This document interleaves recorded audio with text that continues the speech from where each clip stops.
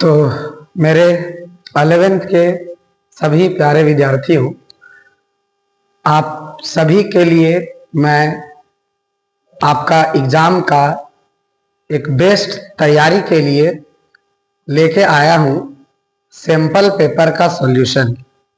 और करीब हम आपको 40 क्वेश्चन का 8 सेट देंगे लगातार। एक आध दिन गैप हो जाएगा, उसका नहीं कह सकते, लेकिन मैं हमेशा आपको 8 सैंपल पेपर सॉल्व कराने का आश्वासन देता हूं, जिसमें से आज हम लोग सैंपल पेपर 1 को देखेंगे। और FLT 1 का मतलब हमारे जो स्टूडेंट्स जुपिटर क्लासेस में ऑफलाइन पढ़ रहे हैं उनको पता है। आपके लिए सिर्फ एक ये सैंपल पेपर है, पहला सैंपल पेपर, जिसका फर्स्ट क्वेश्चन है, जो पहला चैप्टर आपका सेट से है। इसका क्या कहना है कि which of the following is an example of null set. यहां पर लिखे हुए निम्नलिखित में से कौन सा एग्जाम्पल है नल सेट का। 4 सेट लिखा हुआ है। नल सेट बोले तो इम्पटी सेट, और इम्पटी सेट उस सेट को कहते हैं जिसमें कोई एलिमेंट ना हो।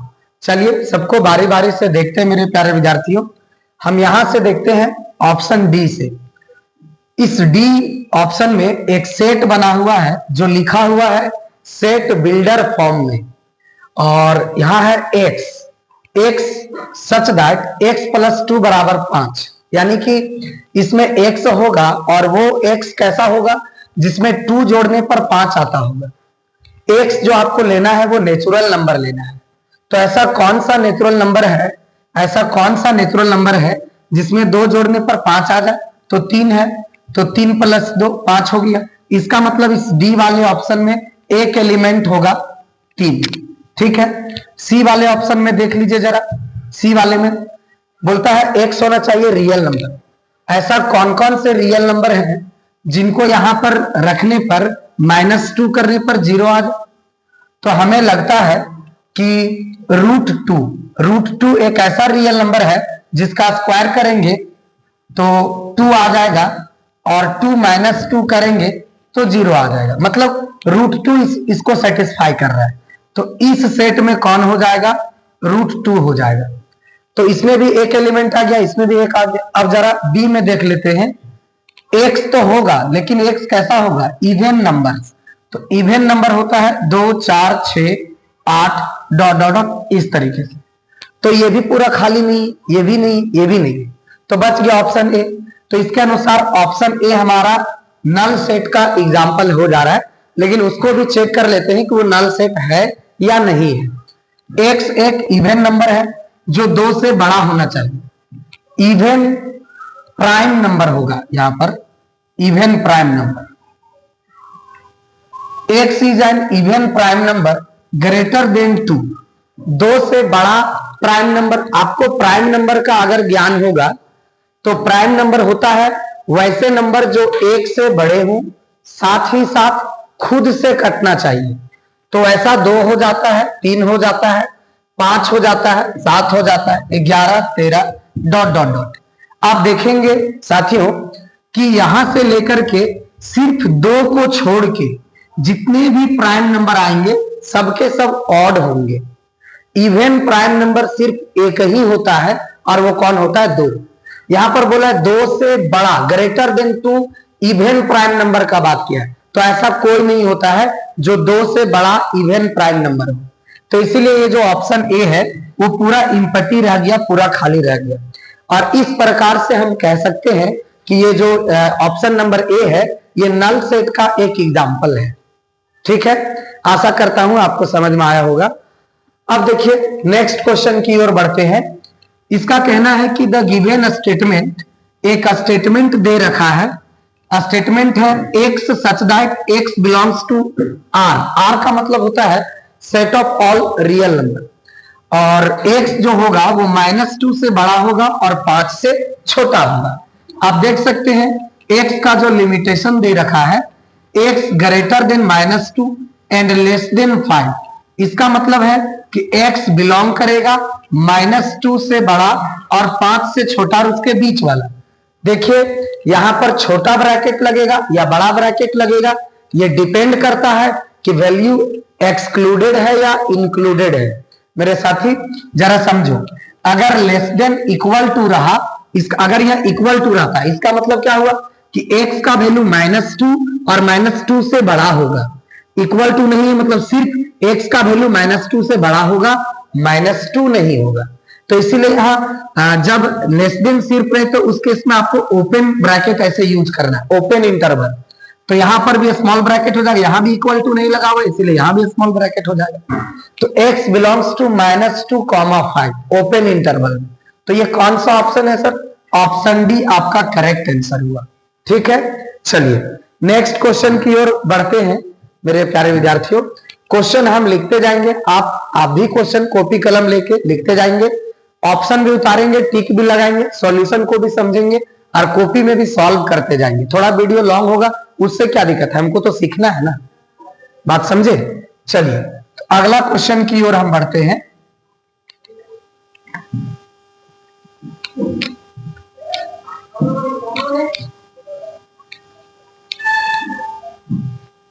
नेक्स्ट सवाल है आपके पास question number 3।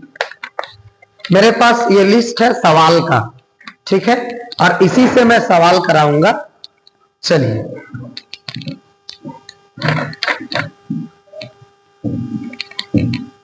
Question number 3, let a is equals to एक सेट है जिसमें 1, 2 पेयर 3, 4 और 5, 6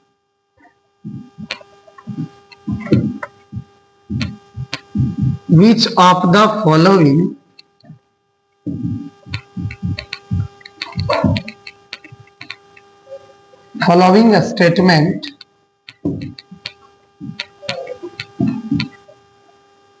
statement is incorrect? Option A, pair 3, 4 belongs to A. Option B, 5 belongs to A. Option C, 3, 4 belongs to A. और option D, 1, 2, 5, 6 is subset of A. साथियों जरा देखेंगे हम लोग क्या कहना चाह रहा है ये सवाल। कहता है ए बराबर एक सेट दे रखा है जिसमें टोटल एलिमेंट्स का मैं बात करूं तो 1, 2 और ये पूरा तीसरा एलिमेंट हुआ और ये 4 और ये 5। इस ए सेट में टोटल 5 एलिमेंट है। विच of the following statement is incorrect? निम्नलिखित कथन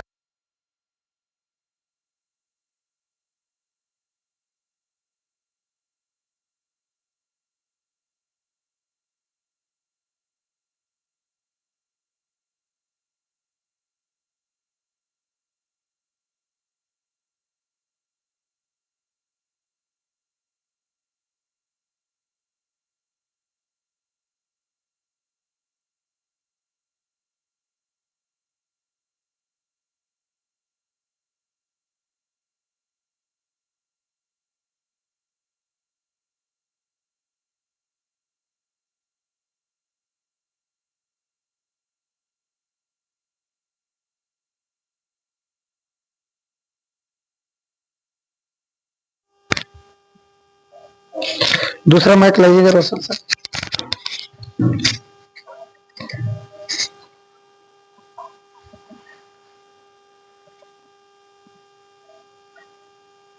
निकालने नहीं आ रहा है।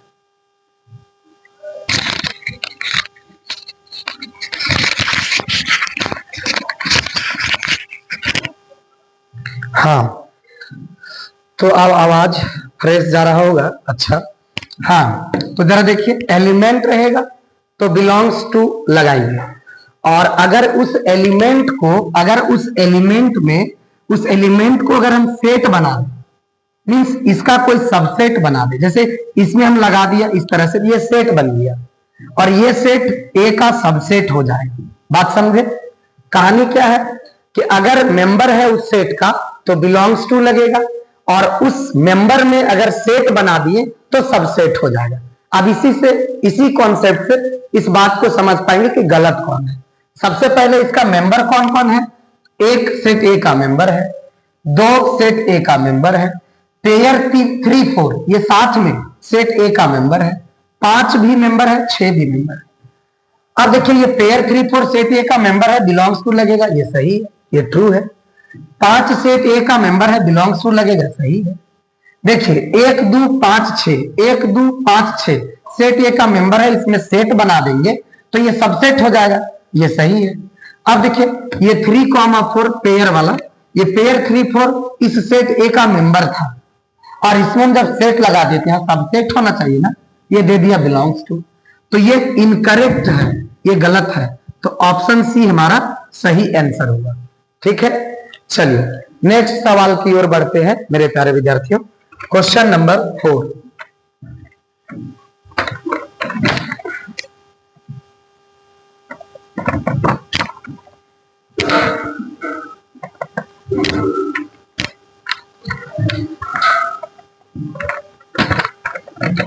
द वैल्यू ऑफ, क्वेश्चन है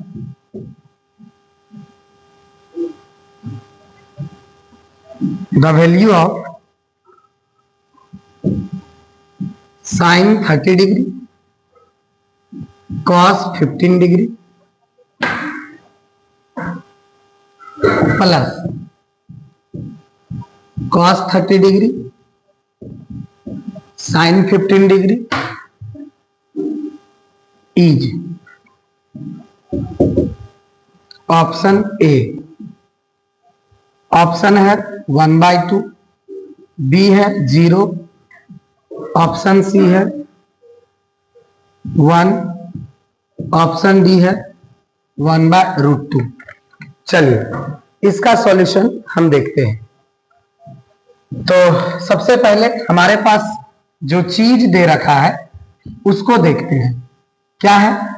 sine 30 degree cos 15 degree plus cos 30 degree into sine 15 degree. आप देखेंगे कि ये कैसा दिख रहा है। ये 30 डिग्री को अगर हम ए कह दें और ये 15 डिग्री को बी कह दें तो ये कैसा दिखेगा? Sine A cos B plus cos 30 degree को ए कह दिए, कॉस ए साइन बी, ऐसा दिखेगा। Sine A cos B plus cos A sine B, ये फॉर्मूला होता है आपका साइन ए प्लस बी का। ये किसका फॉर्मूला है? साइन ए प्लस बी का। और तो ये इतना इज इक्वल्स टू क्या हो जाएगा? साइन ए प्लस बी। ठीक है, ये साइन है, ए के जगह कितना है 30 डिग्री प्लस बी के जगह कितना है 15 डिग्री। तो ये हो गया sine 30 degree plus 15 degree 45 degree, और साइन 45 डिग्री का वैल्यू होता है 1/√2। इसीलिए मेरे साथियों ऑप्शन डी जो है आपका वो सही आंसर होगा। ठीक है, अब नेक्स्ट क्वेश्चन की ओर बढ़ते हैं हम लोग।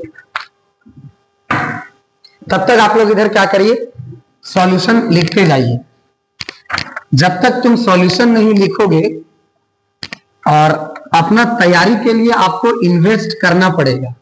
आप अपने आप को लिखने में इन्वेस्ट करिए, समझने में करिए, पढ़ने में करिए और वीडियो देखने में करिए। किसी भी चीज को अपने अंदर सीखने के लिए या लाने के लिए आपको क्या करना पड़ेगा? टाइम देना पड़ेगा। बिना टाइम दिए आप सोच रहे हैं कि 40 में 40 ले आएंगे, ये गलतफहमी पाले हो तुम। मेहनत के बिना कुछ नहीं होगा। रील्स देखने से 40 में 40 कभी नहीं आएंगे, बात को समझिए। अब मैं बात करता हूं क्वेश्चन नंबर 5 का। क्वेश्चन नंबर 5,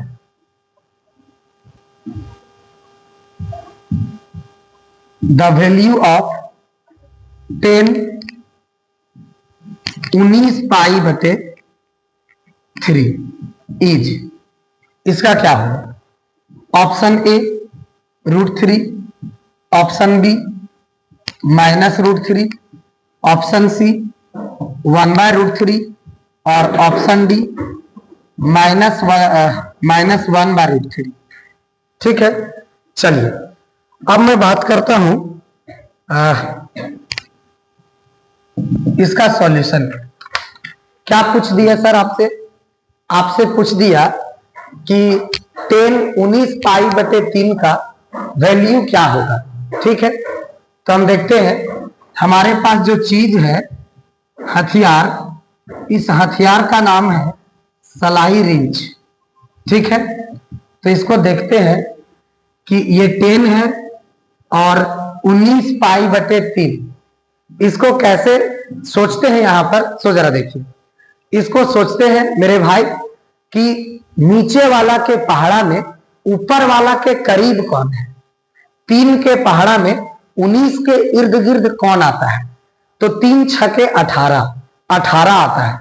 तो हम इसको क्या करेंगे मेरे भाई, 18π + 1π ऐसे लिख देंगे। 18π में तोड़ दिया इसको, 18π + 1π 19π होता है बाई 3। अब जरा देखो, ये 10 है, ऊपर में 2 टर्म है और नीचे 1 टर्म है, तो इस एक टर्म को क्या करो, दोनों जगह भेज दो। तो ये क्या हो जाएगा, 18π/3 + π/3।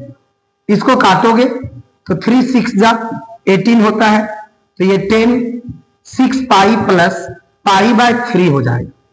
अब जरा ध्यान देना, हम बताए थे कि ट्रिगोनोमेट्रिक फंक्शन पाई के मल्टीपल में बदलता नहीं है मेरे भाई।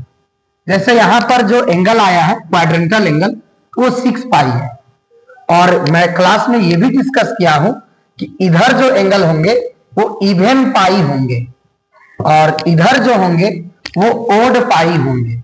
ठीक है, चलिए, तो यहां 6π है, तो 6π कहां होगा, यहां पर होगा। ऐसे एक चक्कर में 2π, फिर दूसरा चक्कर में 4π और तीसरा चक्कर में 6π, तो 6π यहां पर होगा। ठीक है, और अब क्या है, हम लोग ये भी जानते हैं कि अगर इवन पाई या ओड पाई रहे तो ट्रिगोनोमेट्रिक फंक्शन बदलता नहीं है। साइन 10 है तो 10 ही रह जाएगा। इसका काम खाली था डिसीजन लेना कि बदलेगा या नहीं बदलेगा, तो नहीं बदल हो गया, इसका काम हुआ खत्म। अब बच गया हमारे पास π/3।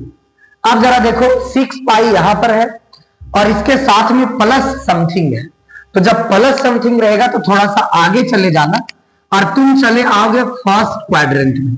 किस में चले आओगे, फर्स्ट क्वाड्रेंट में, और फर्स्ट क्वाड्रेंट में ऑल पॉजिटिव होता है, इसीलिए यहां पर जो वैल्यू आएगा वो प्लस में आएगा। अब ये 10π/3 का मैं बात करूं तो ये 60 डिग्री है मेरे भाई, और 10 60 डिग्री का वैल्यू होता है √3। तो √3 कौन सा ऑप्शन सही है, तो सर ए ऑप्शन सही है। बात समझ गए? चलिए, तो इतना अगर समझ में आया तो इसको आप उतारते चले और मैं क्या करूंगा कि आगे बढ़ते चला जाऊंगा। ठीक है, सिर्फ आपके लिए इतना मेहनत कर रहे हैं मेरे भाई। चलिए अगला सवाल की ओर बढ़ते हैं और वो है आपका क्वेश्चन नंबर 6। क्वेश्चन नंबर 6, इसका कहना है a wheel makes 360 revolution in 1 minute. A wheel makes 360 revolution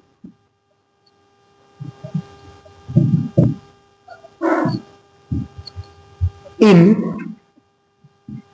1 minute. 1 minute. Through how many radian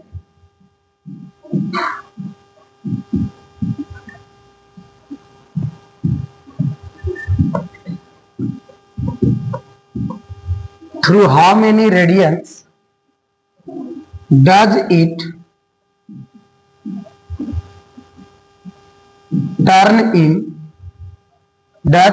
turn in half second? आधा सेकेंड में ये कितने रेडियंस टर्न करेंगे वो आपसे पूछा जा रहा है।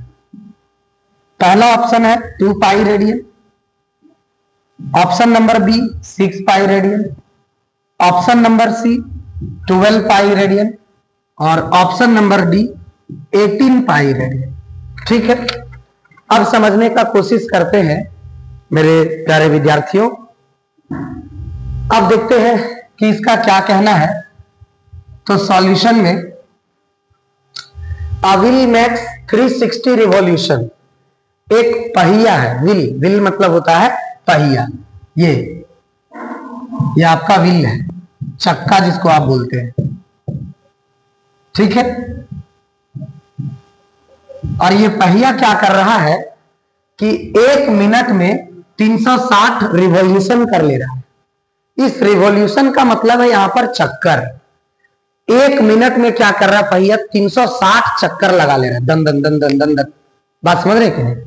एक चक्कर में कितना चक्कर लगा ले रहा है, सॉरी 1 मिनट में 360 चक्कर लगा ले रहा है 1 मिनट में। ध्यान दीजिएगा, मिनट को ऐसे डैश लगा के रिप्रेजेंट करते हैं। तो 1 मिनट में कितना चक्कर लगा ले रहा है, तो 360 रिवॉल्यूशन, ठीक है, 1 मिनट में। आपसे पूछा जा रहा है हाफ सेकेंड में, तो इसीलिए क्या करेंगे, इसको सेकेंड में पहले कन्वर्ट करेंगे।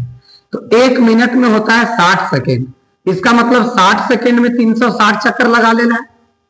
और अगर मैं 1 सेकेंड का बात करूं मेरे भाइयों, तो 1 सेकेंड में कितना, 360/60, ये डिवाइड में आ जाएगा और इतना रिवॉल्यूशन बनाएगा। 60 के पहाड़ा में 360 6 बार में आता है, इसका मतलब 1 सेकेंड में 6 रिवॉल्यूशन ये कर रहा है, 6 चक्कर। अब मैं आपको बता दूं कि जब कोई एक कंप्लीट चक्कर लगाता है तो 2 पाई रेडियन का कोण बनता है। सभी को मालूम है कि अगर मैं यहां से घूमना स्टार्ट कर, रोटेट करना, और पूरे घूम के यहां आ जाऊं तो 360 डिग्री का कोण बनता है, कंप्लीट एंगल इसको कहते हैं। और इस 360 डिग्री को रेडियन में 2 पाई रेडियन कहते हैं। तो अगर 1 सेकेंड में 6 चक्कर लगा रहा है, तो आधा सेकेंड का बात करो तो हाफ सेकेंड का, तो हाफ सेकेंड में 6 का आधा 3 चक्कर लगाएगा, ठीक। और हम लोग जानते हैं कि एक रिवॉल्यूशन में 2 पाई रेडियन का कोण बनाता है। तो ये कितना रिवॉल्यूशन कर रहा है हाफ सेकेंड में, 3 रिवॉल्यूशन। तो 3 रिवॉल्यूशन में 3 इंटू 2 पाई का कोण बनाएगा। तो 3 इंटू 2 पाई मीन्स 6 पाई रेडियंस का ये टर्न करेगा, उतना एंगल डिस्क्राइब करेगा ये हाफ सेकेंड में, 6 पाई रेडियन का। ऑप्शन बी आपका सही आंसर होगा। हम आपको फुल एक्सप्लेन कर रहे हैं मेरे प्यारे विद्यार्थियों। आप सॉल्यूशन देखते जाएं, एक्सप्लेनेशन देखते जाएं और सीखते चले जाएं। मान लीजिए अगर यहाँ 1 सेकेंड होता तो 1 सेकेंड में हम लोग 6 रिवॉल्यूशन पर एंगल निकालते तो वो 12 निकल जाता, ठीक है। चलिए मैं नेक्स्ट क्वेश्चन की ओर बढ़ता हूं और वो है आपका क्वेश्चन नंबर 7। क्वेश्चन नंबर 7 को देखते हैं।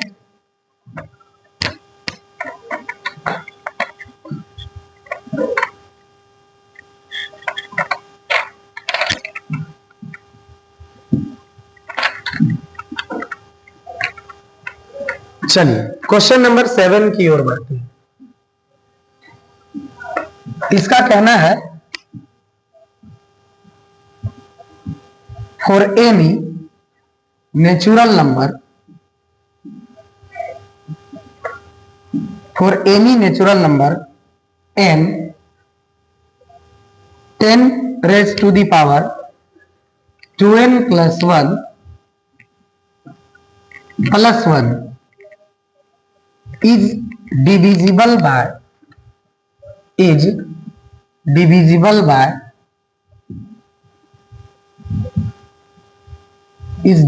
by which? ऑप्शन ए 0 से, ऑप्शन बी 5 से, ऑप्शन सी 10 से और ऑप्शन डी 11 से। चलो अब इसका सॉल्यूशन हम देख लेते हैं। इसका सॉल्यूशन में क्या है मेरे साथी, देखते हैं जरा। कहता है कि सभी नेचुरल नंबर n के लिए, कोई भी नेचुरल नंबर n के जगह पर अगर रखा जाए तो वो जो नंबर आएगा वो किससे डिविजिबल होगा। आपको मैं बता दूं कि समथिंग नंबर बाय 0 ये अनडिफाइन हो जाता है। तो आपको पता होना चाहिए कि हम लोग 0 से किसी भी नंबर को डिवाइड नहीं कर सकते। तो इसीलिए ये ऑप्शन सही कभी नहीं हो सकता जब डिवाइडेड का बात करेंगे। 5 वाला चेक करते हैं। सबसे पहले बोला कि कोई भी नेचुरल नंबर के लिए ये जो नंबर आपको दिख रहा है वो किससे डिविजिबल है। तो सबसे छोटा नेचुरल नंबर हम 1 इसमें पुट करके देखते हैं। हमारे पास जो नंबर है 10 का पावर 2n + 1 + 1। अगर मैं n = 1 इसमें रखता हूं तो ये जो वैल्यू आता है 10 to the power 2, n के जगह 1 + 1 + 1। अब जरा देख लीजिए, ये 10 का पावर 2 एकम 2 और 1 3 हो जाएगा और ये +1 हो जाएगा। 10 का पावर 3 मेरे साथी ये 1000 हो जाएगा और +1 हो जाएगा। जब इसको मैं ऐड करूंगा तो 1001 आ जाएगा। और अब ये नंबर देख लीजिए कि कौन सा ऑप्शन से डिविजिबल है, कौन सा ऑप्शन से कट रहा है। तो 1001 5 से तो नहीं कटेगा। कारण क्या है, 5 से कटने के लिए लास्ट में 5 होना चाहिए या 0 होना चाहिए। क्या लास्ट में 5 है? नहीं। क्या 0 है? नहीं। इसलिए 5 से नहीं कटेगा। 10 से कटने के लिए लास्ट में 0 होना चाहिए। क्या लास्ट में 0 है? नहीं। इसलिए 10 से भी नहीं कटेगा। तो किससे कटेगा? 11 से। आप काट के देख लीजिए, इसको डिवाइड करके देख लीजिए। बोलिए कोई दिक्कत? तो एक्सप्लेनेशन आपको समझ में आ रहा है? वीडियो को अच्छा लग रहा है तो लाइक भी कर दीजिए। आपका 1 लाइक से क्या जाता है, लाइक करिए। चलिए अब जो है सो आगे बढ़ते हैं। 7 के बाद क्वेश्चन नंबर 8 की ओर हम चलते हैं। तब तक आप इसको क्या करिए, समझिए मेरे प्यारे विद्यार्थियों, और लिखने का कोशिश करिए कॉपी में। सारा क्वेश्चन को लिख के आप अपना एक नोट्स तैयार कर लीजिए, ताकि एग्जाम डेट जब निकले तो उस टाइम इसी को रिवाइज करके तैयारी किया जाए अच्छे से। चलिए 8वां क्वेश्चन की ओर मैं बढ़ता हूं, और ये जो क्वेश्चन नंबर 8 है इसका कहना है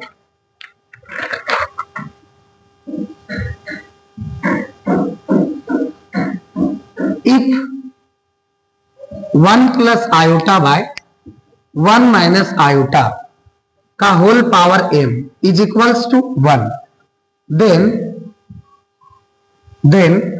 the least positive integral value of m, then the least positive integral value of m is option A 4, option B 2, option C 0, option D -4।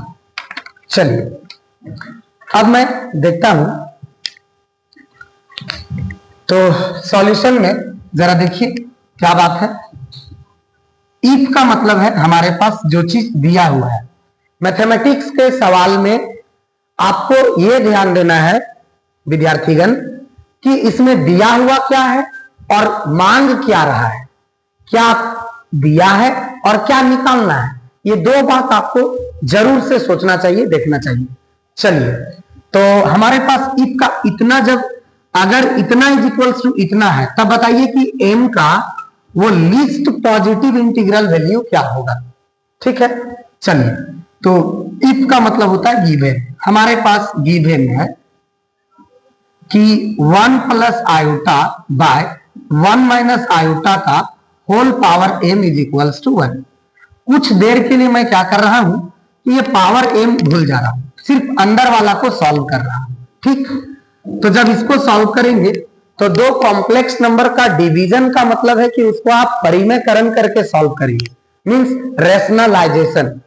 तो जब हम इसको रेशनलाइज करेंगे तो इसका एक नियम होता है कि नीचे वाला का बीच वाला साइन बदल के उसी से गुना उसी से भागा। तो ये 1 - iota है, इसको हम 1 + iota कर दिए और इसी से भागा कर दिए और इसी से गुना कर दिए, मतलब गुना कर दिए और भागा कर दिए। अगर ऊपर ऊपर देखोगे तो सेम चीज है, तो ऊपर ऊपर सेम चीज को गुना करेंगे तो उसका स्क्वायर हो जाएगा। और नीचे a - b a + b है, फॉर्मूला होता है आपके पास a - b और a - b, इतना इज इक्वल्स टू मैं लिखता हूं a² - b²। ठीक है, तो अब जरा देखिए, तो यहां पर लिखूंगा a² - b²। a के जगह पर 1 है तो ये 1 का स्क्वायर, b के जगह आयोटा है तो ये आयोटा का स्क्वायर, और ये हो गया 1 + iota।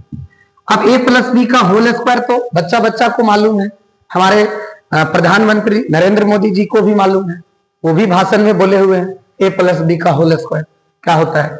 जरा देखिए a square plus B square plus 2ab यही होता है। जो बच्चा को याद नहीं है, क्लास 11th में पहुंच गए, आप याद करें। धरती का सबसे डेंजर फॉर्मूला है, घरे तरफ चाचा लोग भी यही पूछते हैं, उनको दूसरा नहीं पता रहता है, यही पता रहता है, इसलिए आपको बार बार यही सवाल किया जाता है a plus B whole square बताओ, तो आपको बताना पड़ेगा, उस टाइम प्रूव करना पड़ेगा कि आप 11th में। 1 का स्क्वायर हो गया 1 माइनस आयोटा स्क्वायर का वैल्यू होता है -1, तो आयोटा स्क्वायर की जगह हो जाएगा -1। चलिए 1 का स्क्वायर 1 प्लस आयोटा स्क्वायर का वैल्यू -1, 2 1 जा 2 आयोटा ऐसे, और 1 माइनस माइनस प्लस 1 1 1 2, ये 1 माइनस 1 कट जाएगा, 2 आयोटा बटे 2 आ गया, ये 2 से 2 चला जाएगा। हमारे पास अंदर वाला का रिजल्ट सिर्फ आयोटा है और इसका पावर m है और इज इक्वल्स टू 1 है, तो आयोटा का पावर m है, इस m के जगह आयोटा का power m is equals to 1, इसमें हम कौन सा वैल्यू रखें कि आंसर 1 हो जाए। तो सबसे पहली बात, किसी का भी पावर 0 1 हो, ये भी हो सकता है। सबसे पहली बात 4 रखेंगे तो आयोटा का पावर 4 1 होता है, ये भी पता होना चाहिए। -4 रखेंगे तो वो भी आपका 1 हो जाएगा, लेकिन सवाल को ध्यान से पढ़ना है, समझना है। 0 ना ही तो पॉजिटिव इंटीजर है और ना ही निगेटिव इंटीजर है, उसका एक अलग नाम पड़ा है जीरो इंटीजर, ठीक है। चलिए तो 0 नहीं होगा, आयोटा स्क्वायर का वैल्यू -1 होता है, इसलिए ये भी नहीं होगा क्योंकि आना चाहिए 1, ठीक है। तो आपको बोला पॉजिटिव इंटीजर, तो पॉजिटिव इंटीग्रल वैल्यू में 4 ही है जो इसको सेटिस्फाई करेगा, इसीलिए ये ऑप्शन ए आपका सही होता है, ठीक है मेरे प्यारे विद्यार्थी। चलिए अब मैं क्वेश्चन नंबर 9 की ओर बढ़ता हूं, और क्वेश्चन नंबर 9 कौन सा है, सो जरा देखते हैं। तब तक आप उसको लिखिए, समझिए, पढ़िए और सीखने का कोशिश करिए, और बिना देखे बनाने का कोशिश करें। रटने से कुछ नहीं होगा, कंसेप्ट अगर पूरा डीपली जानना है तो जुपिटर क्लासेस ऑफ मैथमेटिक्स को ज्वाइन करिए, वहां संदीप सर पढ़ाते हैं पूरा भौकाल अंदाज में। आपको डेमो करना है, क्लास 12 अभी चल रहा है, आप आके देखिए, आपको मजा आएगा। चलिए अगला क्वेश्चन है आपके स्क्रीन पर, क्वेश्चन नंबर 9, और इसका कहना है मल्टीप्लिकेटिव इनवर्स।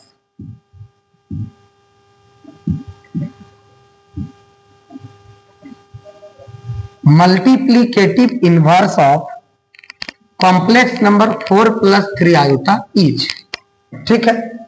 इसका ऑप्शन है A 4/25 + 3/25 iota, option B 4/25 - 3/25 iota, option C -4/25 - 3/25 iota, और option D none of these not, ठीक है। चलिए इसको समझने का कोशिश करते हैं, इसका क्या है कहना सॉल्यूशन में। Multiplicative inverse of 4 + 3 iota each, देखते हैं। हमारे पास जो कॉम्प्लेक्स नंबर है ये 4 + 3 आयोटा है, और इसका मल्टीप्लिकेटिव इनवर्स चाहिए। कोई भी कॉम्प्लेक्स नंबर z का मल्टीप्लिकेटिव इनवर्स होता है मेरे साथी इसका रेसिप्रोकल, तो z का रेसिप्रोकल होता है 1/z, तो 4 + 3 आयोटा का क्या हो जाएगा 1/4 + 3 आयोटा, और जब इसको आप परिमेयकरण करके सॉल्व करोगे तो 4 - 3 आयोटा से गुना किया जाएगा और 4 - 3 आयोटा से भागा किया जाएगा। ऊपर को 1 से गुना करेंगे तो 4 - 3 आयोटा हो जाएगा, और नीचे a + b a - b हो जाएगा, तो यहाँ a का स्क्वायर - b का स्क्वायर हो जाएगा। a के जगह 4 है, 3 आयोटा b के जगह पर है, ऊपर में 4 - 3 आयोटा हो गया, और 4 का स्क्वायर हो गया 16 - 3 का स्क्वायर हो गया 9, और आयोटा का स्क्वायर हो गया -1, तो ये माइनस माइनस प्लस 9 एकम 9, और 16 9 हो गया 25, और 25 को दोनों जगह भेज दो, तो 4/25 - 3/25 आयोटा, ये कौन सा ऑप्शन, ऑप्शन बी सही आंसर होगा, ठीक है। तो इसका ट्रिक अगर आप बोलेंगे तो क्या है कि दोनों को नीचे स्क्वायर करके, नीचे क्या करना है, दोनों को स्क्वायर करके जोड़ देना है, 4 को और 3 को स्क्वायर करके जोड़ देना है। साफ लाइन में यही कहूंगा। ऊपर में क्या करना है, इसको साइन बदल के लिख देना है बस। 4 + 3 आयोटा है तो ऊपर में होगा 4 - 3 आयोटा, और नीचे जब स्क्वायर करके जोड़ेंगे तो 25 आएगा, और दोनों जगह भेज देंगे तो ऑप्शन डी आ जाएगा, और यही आपका सही आंसर होगा। ठीक है, मैं टोटल 8 सैंपल पेपर लेके आऊंगा, और टोटल 8 में शायद रहे तो ये मल्टीप्लिकेटिव इनवर्स का सवाल रहेगा। तो आप क्या करेंगे कि ये 8 सैंपल पेपर को अच्छे से स्टडी करेंगे, सीखेंगे, समझेंगे, और सेम टाइप का सवाल को बनाने का अपने से रूम में कोशिश करेंगे। ठीक है, चलिए अब क्वेश्चन नंबर 10 की ओर बढ़ते हैं।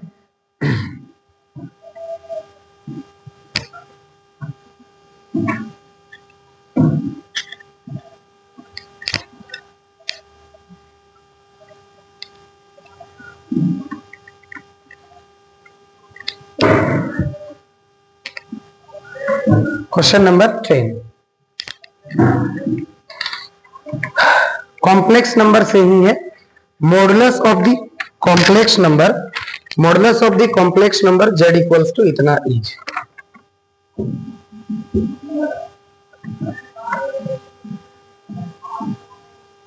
Modulus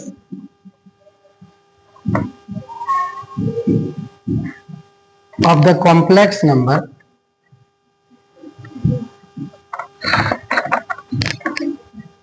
z is equals to √3 plus iota each.